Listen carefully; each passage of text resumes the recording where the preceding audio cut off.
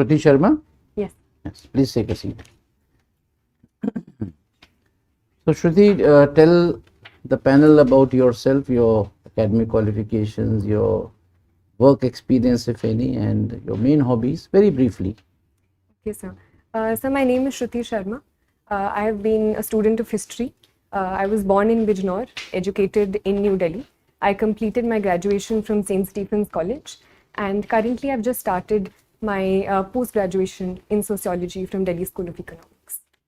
And I am constantly like to learn new things and explore new cultures through language, food, books, and cinema. And I'd like to see myself as an optimist. Sir. So, Shruti, uh, you are a graduate, and you have done MA also in sociology. I've Delhi just School of started my Economics. MA. Sorry? I've just started my MA. You have started. Oh, you have started this. Delhi School. So, with the Stephens, in your background, and with the Delhi School of Economics, both are so internationally known institutions. I do not know what you had in mind initially, but why civil services? So there are a number of reasons why I want to pursue this profession. Firstly of all, sir, I believe that I have had a certain privileged background, and therefore I always wanted to do something in which I could give back to society in some way and bring about some sort of change in people around me and give other people an opportunity to have the sort of privileges that I have had, sir.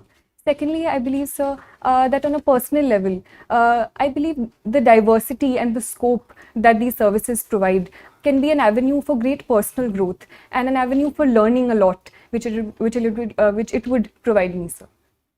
Okay. So, Shruti, you are from Delhi. Now, how the safety of women, the perception about safety of women, has changed over the last, say, about 10 years, ever since Nirbhaya happened? Yes, sir. So the Nirbhaya incident was a turning point in terms of the global discussion that happened around Delhi regarding women's safety. So, in a sense, it was a turning point, and a very bad incident set the precedent for a lot of good steps that were taken post that time period. So, a number of steps have been taken since that time period by the union government and the Delhi government in that regard, ranging from the Nirbhaya Fund to certain steps by the Delhi government to increase CCTV coverage and reduce dark spaces, to also increasing scope for better mobility for women, be it in the space of women marshals in the buses at that point. So I think a certain progress has taken since that time period. Shruti, have you heard of a matter going on, Hindu minority status? Yes, sir. So I just recently What is read the in the issue, news. if you can just throw some light? So, in the limited knowledge that I have currently, sir, about the topic, it is about the authority of the state versus the center in deciding the status of minorities with respect to religion. So there have been certain cases, as far as I recall, sir, such as the TMA Pi case, which talked about whether the minority status can be decided on a state level in terms of religious minorities, or it can only be decided in terms of the central government. So I think that is the issue. No, but this is primarily related to Hindus being given minority status in those states where they are in minority. Presently, even if suppose in the case of, say, Punjab or JNK, right, Yes. where Hindus are in minority, but the actual minority status is given to those who are in majority. So a PIL is in Supreme Court. Yes, sir. The center has asked Supreme Court to consider this, that we would like to give minority status to Hindus in those states which I have mentioned. Now, since I have already given you an idea, what are your views about it?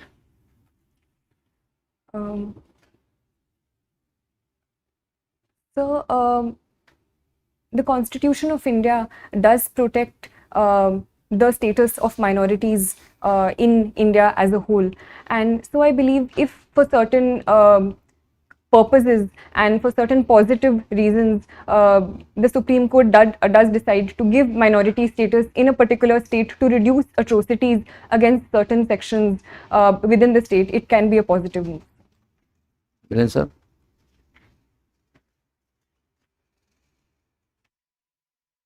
Question, I'll take it on. You see, the Supreme Court does it.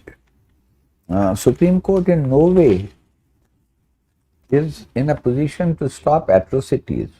It will only adjudicate a matter in view of the constitutional scheme. What does the Constitution provide? So, how do you think it would stop atrocities on minorities, religious minorities at that? So if it can provide in the future a certain safeguards that the minority status can provide and certain special steps that can be taken for minorities in a particular state. Can you give any example when Supreme Court has provided safeguards, laid down safeguards?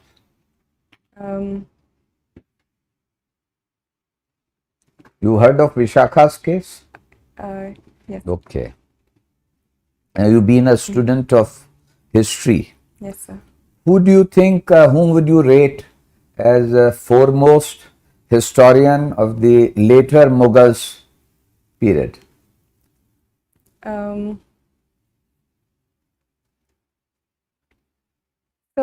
Who are later Mughals? I would say the period after the so-called fall of the Mughals or the decline of the Mughals, so post Aurangzeb, so would possibly be regarded So you as the think later Mughals. Beyond Aurangzeb are the later Mughals?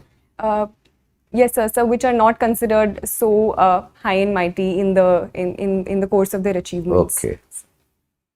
Recently, there has been a talk. Certain people feel that there is a need to review and rewrite India's history. What is your take on that? So I personally believe that the writing and rewriting of history has been a continuous part and parcel of history since time and forever. And I believe rewriting of history is always a positive step. But at the same time, I believe this rewriting should be based on certain facts that history recognizes and the range of sources that history as a discipline recognizes. So if the rewriting is done in that regard, it can only lead to more positive debate and discussion in the long term. What do you understand by Warsaw Pact? So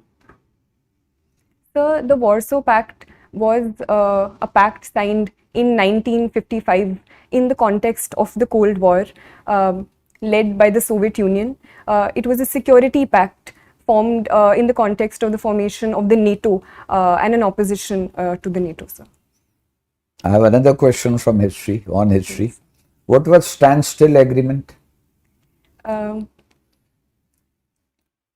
I can't recollect at this point. Okay. In your resume, I found that you took part in parliamentary debates.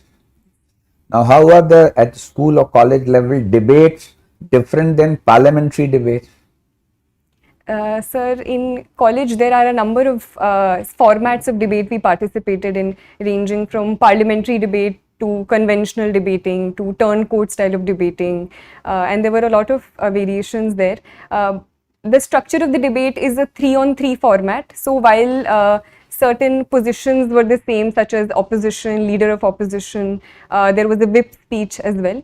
But I believe the parliamentary debates at school were on a particular topic. They were more structured and within a certain time limit, sir.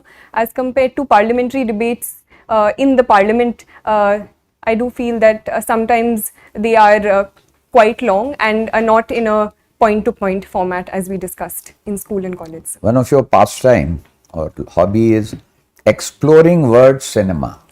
Now, what is exploring word cinema? What does it involve? How do you explore it? So the reason I chose the word explore is because I am no authority on world cinema, and I like to see and look at movies as they come to me, and as one leads to the other.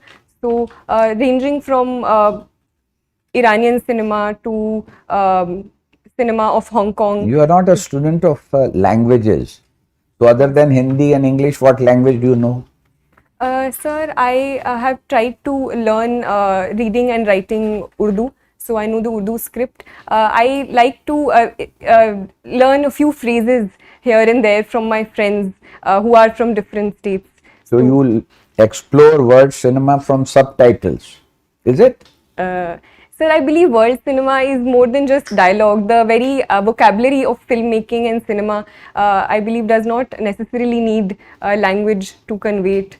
Sir. So I think that is my interest in world cinema. And subtitles, obviously, sir, help me understand the story better. Have you heard the term soft power? Yes, sir. What does it imply? So soft power is usually used in opposition to hard power, where hard power talks about a certain military might. Soft power, on the other hand, is the influence of culture and other aspects in increasing the might or the influence of a certain country or power over other powers. So cinema can also be one example of Any other illustration of soft power in context of India?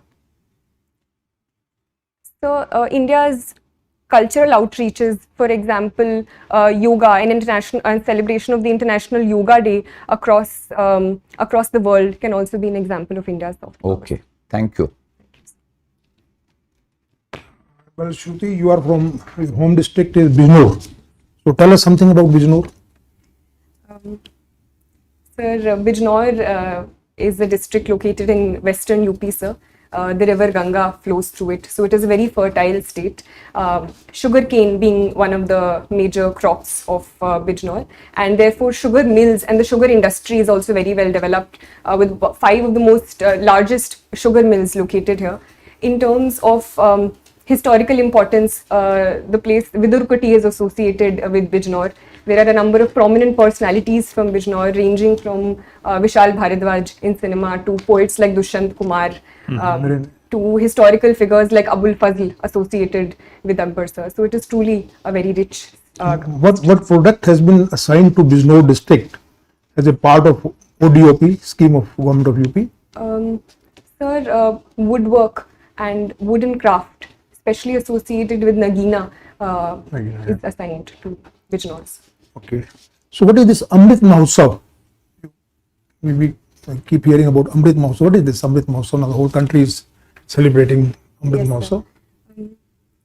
Sir, the government of India is celebrating 75 years of India's independence through Azadi Ka Amrit Mahotsav, where we are celebrating the Indian culture through performing arts, through our handloom, through celebrating our history. So various steps have been taken under this, ranging from establishing tribal museums to organizing certain cultural events to organizing quizzes related to India's culture on online platforms as well. Okay. So basically we are celebrating 75th year of India's independence.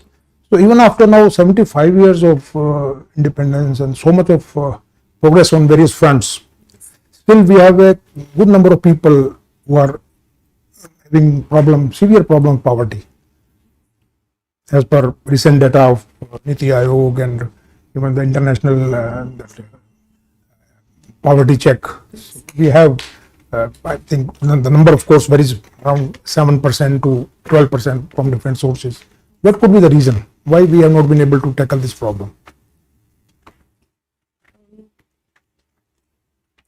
So, I believe that a lot of progress has happened since the time period of India's independence, where close to 60 to 70% people were below the poverty line, to currently today, where close to 20% are considered according to the Tendulkar committee report. So a certain progress has taken place and the progress is ongoing, sir. But simply because of the huge challenges associated with such a large country, with such a huge population, and the over-dependence on agriculture to a certain context, I believe has been responsible. But government steps are ongoing to reducing these hurdles by taking steps in the realm of industry, in the tertiary sector and other spaces.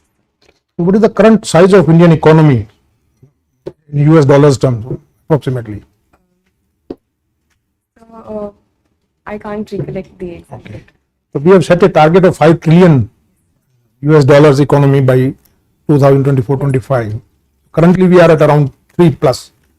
Do you think we'll be able to go somewhere nearby by that time? Is there any, what measure do you think can government of India take to really give a big boost to our growth? Yes, sir. So I do believe that I am an optimist. So I would say that we can surely reach this level. Certain obstacles are there, especially in context of the COVID pandemic and certain repercussions of the COVID pandemic, which have been on the global economy as a whole. But personally, sir, and as per the Niti Aayog report as well, infrastructure is one area where we do need to spend a lot of money in. So the Niti Aayog has said that $4.5 trillion should be spent in infrastructure creation till 2030. So that is one area we need to work on and are working on. Secondly, sir, is the area of industry and manufacturing, which the government has also given a lot of importance to, especially the PLI schemes and Assemble in India programs, which we are encouraging. MSME is also one sector in the manufacturing sector. Through various Mudra schemes we are pushing forward.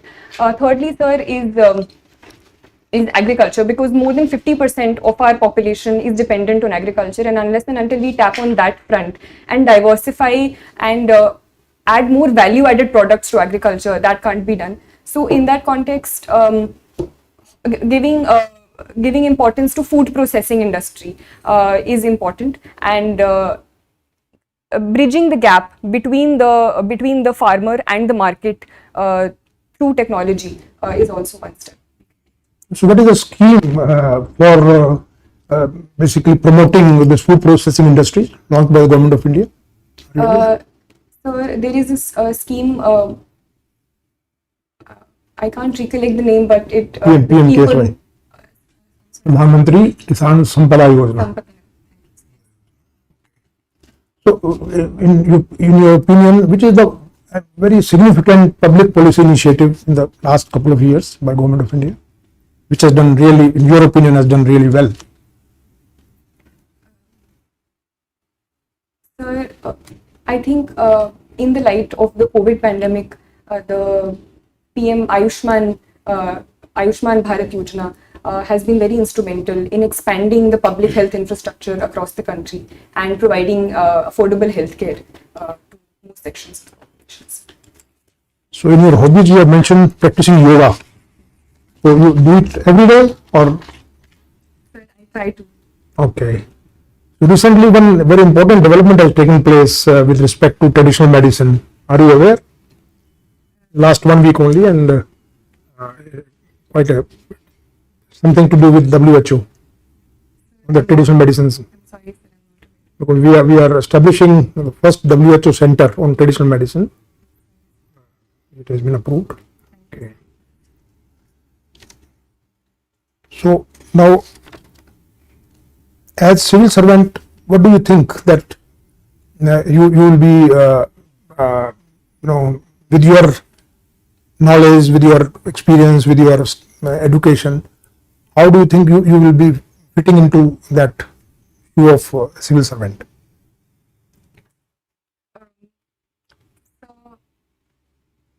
Sir, as per my background, I feel that my background in history can help me understand present social realities in a more wholesome way, and therefore solve them using that background of history and the social sciences, sir.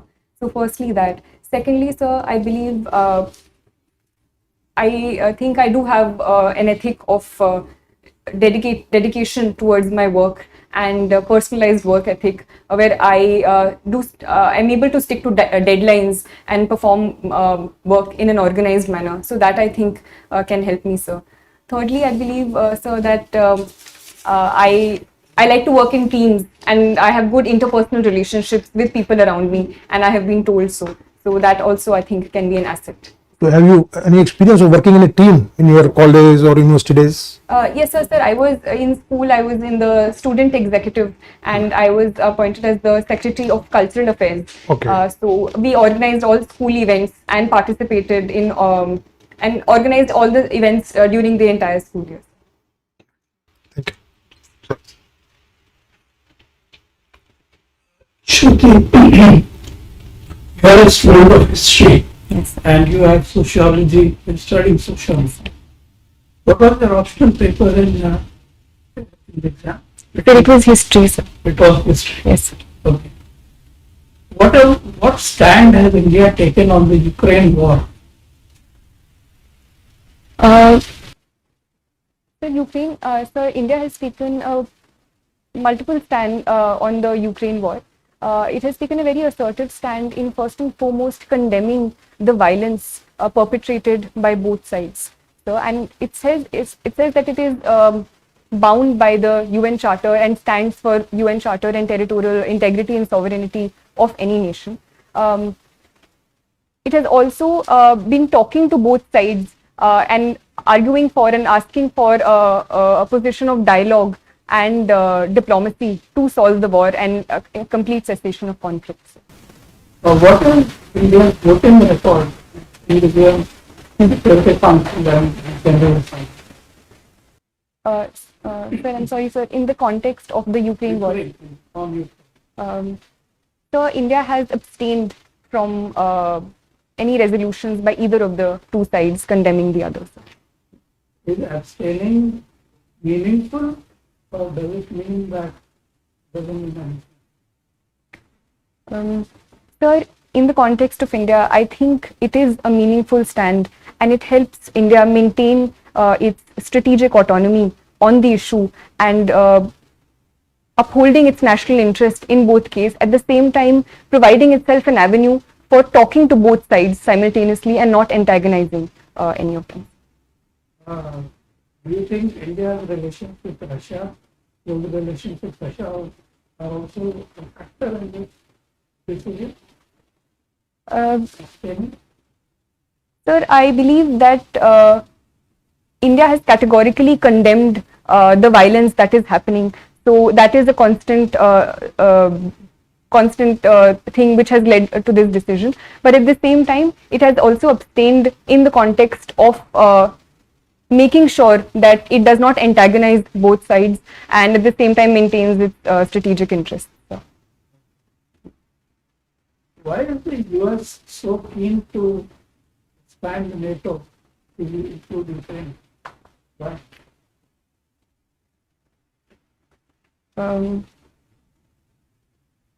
So, in my limited understanding, I would say simply in terms of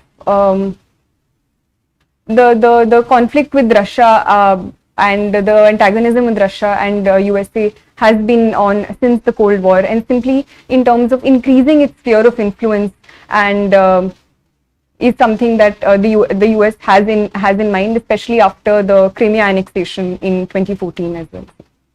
What did Biden say in his speech in Poland? He came out with the real intention to, what was his real intention in extending NATO, including Ukraine? Sir, I'm not aware about this exact He said statement. we want to change the regime in Moscow. Regime change. Okay. And Russia is the real time. Okay, second question. You must have read about the partition of India. Yes, sir. In your view, who was responsible for partition of India? Because different people are saying different things. Some are saying Jinnah was responsible.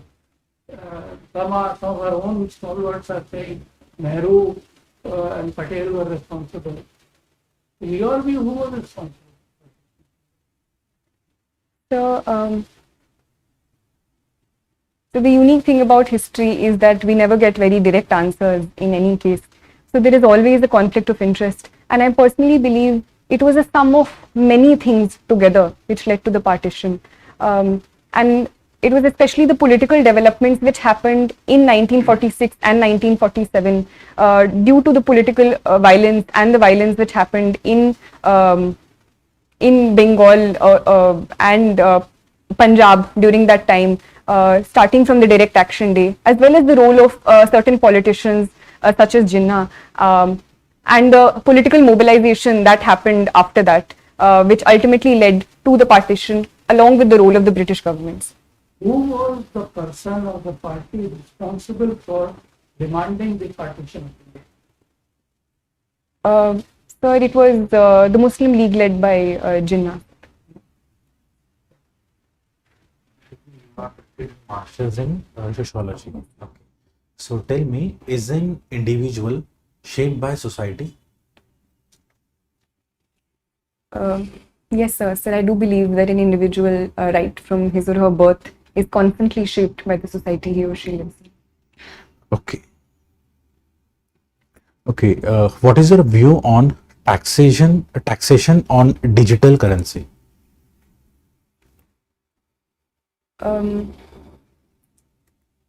So this was a step that was taken in the context of the current budget, and where cryptocurrencies have come under taxation, sir. Sir, I think it is a good step in terms of bringing into ambit and increasing a source of revenue for the state for a reality that is increasing around the world, and so it is an area which was not under the ambit of state taxation. So I think it is a positive step that this area has been brought under taxation. Okay. You do not seem to be very keen on joining police services. Any particular reason? Sir, I would like to join any services where I have been provided an opportunity, sir. But since I was provided these options, as compared to the other services above it, I personally feel that I am temperamentally more suited for the other services, and I've talked to other friends, and it also involves arms training, and that I would personally be less comfortable with, but I would be overjoyed if I get to perform in the services, and I would do it to the best of my abilities. Thank you. I pass on to Chairman, sir. Shruti, we have asked quite a few questions Yes. so far. Any question which we may not, any topic which we may not have covered, or some topic which may be of your choice, you would like to ask the last question on the subject of your choice? The poetry is something that I So really- poetry, tell me which kind of poetry you recite or write, English, Hindi? Sir, I like to read Hindi, English, as well as Urdu poetry, sir. But one of my favorite points recently is Sarveshwar Dayal Saxena, sir. So tell me, how have poetries helped in the India's freedom movement? The poetry is a very potent tool in raising the motivation of people and raising the sentiments of people. So poetry has been a very important part of the freedom struggle as well. One immediate example that comes to my mind is Faiz Ahmad Faiz Subh Azadi, which was in association with the freedom struggle and the partition specifically. So thank you, Shruti.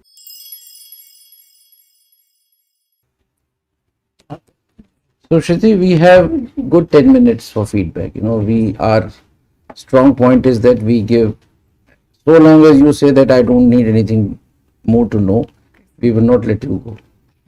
Okay, so give your own assessment about how your performance. Sir,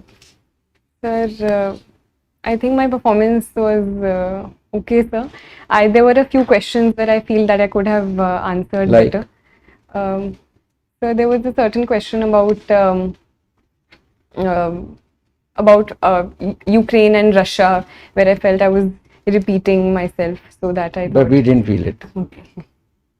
What else? So there were a few things I couldn't recollect, like the standstill agreement and things that I think I should have answered, like the Biden speech, as well as a factual question asked by Sir. So there were certain things which I should have known about the yoga and Okay. WHO, which I couldn't recollect at that. Right. So Shruti, the panel's assessment is, one or two questions not answering, not knowing the facts, really doesn't matter. Right? Basically, a test of personality rather than your knowledge at this point in time. Now you were excellent. Your performance was very good, and I would say flawless. But it's always good to identify a few loopholes. Some of them you have identified yourself. So not referring to the answers that you could not give, especially knowledge related, but I will certainly point out your little weakness on the current affairs. Yes. You had not read the newspaper of yesterday, today, and that is why you did not know much about the Hindu minority status matter. Otherwise, you would have, just like other answers, you would have very fluently, you would have answered this. Yes. Number two, we were slightly amazed that when the esteemed member asked you about the how much $1 trillion economy Yes, India sir. is, you were just blank. And when he again asked another related question, then you were, you were so fluent and thorough in all the matters, So what made you just keep quiet on that question? Sir, I'm not very good with the facts, and so No. I think I need to brush up on. No, that's okay. So my advice to you is generally the facts are not asked, right? However, certain macro indicators you're supposed to know. अब कल आपसे कोई पूछे GDP का क्या है, sir वो fact है ये, तो फिर ऐसे तो एवरीथिंग इज अ फैक्ट. सो अब फैक्ट में होगा कि कुतुब मीनार किसने बनाया, ताजमहल किसने बनाया और कितने वर्कर्स लगे थे ताजमहल में, ये तो नहीं पूछेंगे. But these are broad indicators, inflation, GDP, how economy has gone down up to what was the negative GDP that we registered during the COVID and all. These are things which you are supposed to know. So my advice to you is, when on such a question you were asked and you did not know exact the number, don't keep quiet. Sir, I am not able to, as you had said in many other questions, I am not able to recall. But you knew about $5 trillion economy. You knew. Yes. Immediately उसके बाद कहिए कि sir, I am not aware exactly how much we have recorded this year. However, I am very much aware of the fact that India is aiming to become a $5 trillion economy. Initially, it was to be accomplished by the year 2024-25, and that's all. Then he can ask you. In fact, the basic idea about asking the question was not to test your knowledge as to how much is the. Yes.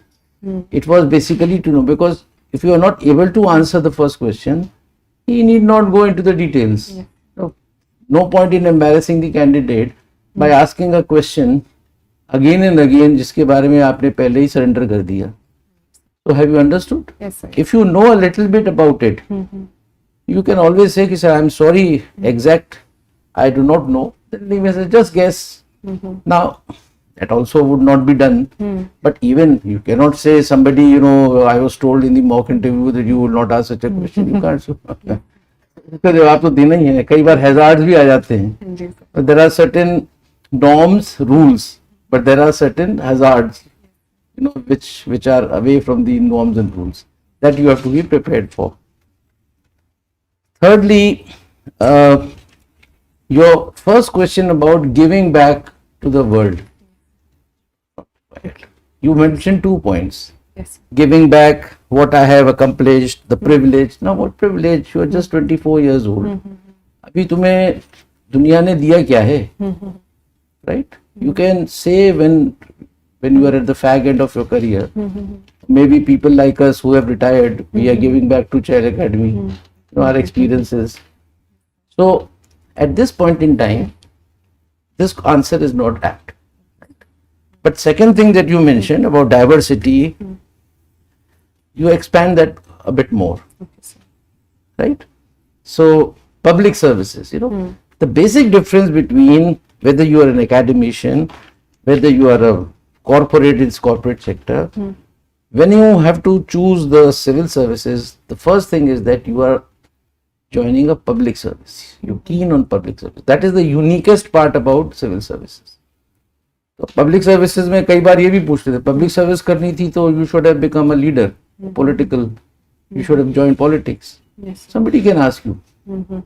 So you can, find an apt reply to that, but वो पूछेगा नहीं ज़्यादा. So these are the 2-3 things which otherwise in terms of communication, in terms of your body language, in terms of your confidence, in terms of your fluency and the use of words, Shruti, I must say that you selected such rightmost words, to explain your point. That's your strength. So we have assessed you as 70%, which ours is the highest.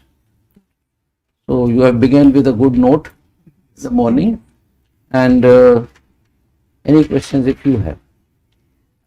Yes, sir. I wanted to ask one thing also, which sir asked about the IPS. So, do you think I can give that answer, or is You it get the appropriate? right answer. Yes. Please. I share everything which the chairman has said. I myself am particularly pleased that you have given the foreign service as the second choice. You are the first candidate who has not given it as the third choice. Yes, sir. And but if you have given it as your second choice, Yes, sir. then for issues like Ukraine, you need to go a little deep into the matter. Okay, sir. Okay. So that is what I would like to say. Selection of words was mentioned, and that is a skill, and one of the essential skills required for a diplomat. Yes, sir. So don't change. My own advice is don't change your option. I'm joking. Okay. To you. So once I wanted to ask sir, what would be a good answer to the question where you asked about is Russia one of the concerns why we have abstained? Russia is the concern, which is the main concern, Yes, sir. because the US has been putting pressure on us Yes. to vote with them. We have resisted that pressure. Why? Because of Russia, because of our dependence on Russians' arms imports, which are very important for us. So, as you said, national interest is the most important thing. So, our national interest is to stay neutral in this. What should we? In any case, I think it is an unjust war inflicted by the West on Russia. Yes. I'm not, you don't have to say so many words, but most of us in Delhi, I mean, the foreign service community, they see it in these terms only. So it is all, you are also on the right side of history. Though your Western media will tell you that you are, why is India not voting for us, this and that. But if you ask this question, then you say because of our national interest, because we import arms. And at this point, with China on our border, one side, the arms need spare. Okay, sir. Yes. Anything else, Shruti? So you were saying something. Sir. No, Shruti, I was telling that the question about the why IAS, why not IFS. Normally, it is not asked. This is again in that hazard category. And if it is asked, and the reason why it is not asked, that the interview board doesn't want to give any particular importance to any service. That's one. Number two, the perception of the candidate should not be like this, that this service is superior, this service is not so superior.